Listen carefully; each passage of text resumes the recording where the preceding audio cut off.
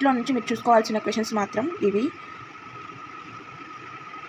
చార్కాస్ rules కూడా ఒకసారి just అలా చూసుకోండి, నాట్ కంపల్సరీ. ఖచ్చితంగా వాట్స్ అండ్ క్లిక్ మోడల్ మాత్రం ఖచ్చితంగా చూసుకోండి గైస్.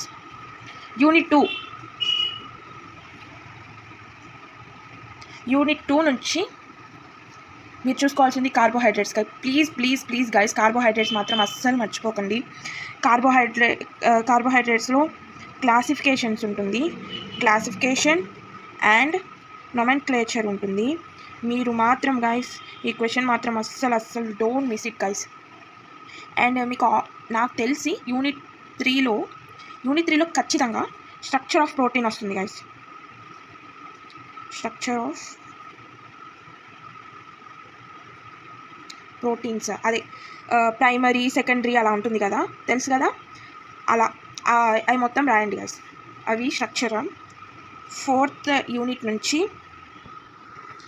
యూనిట్ నుంచి ఎంఎం ఈక్వేషన్ మాత్రం అస్సలు విడిచిపెట్టకండి గైస్.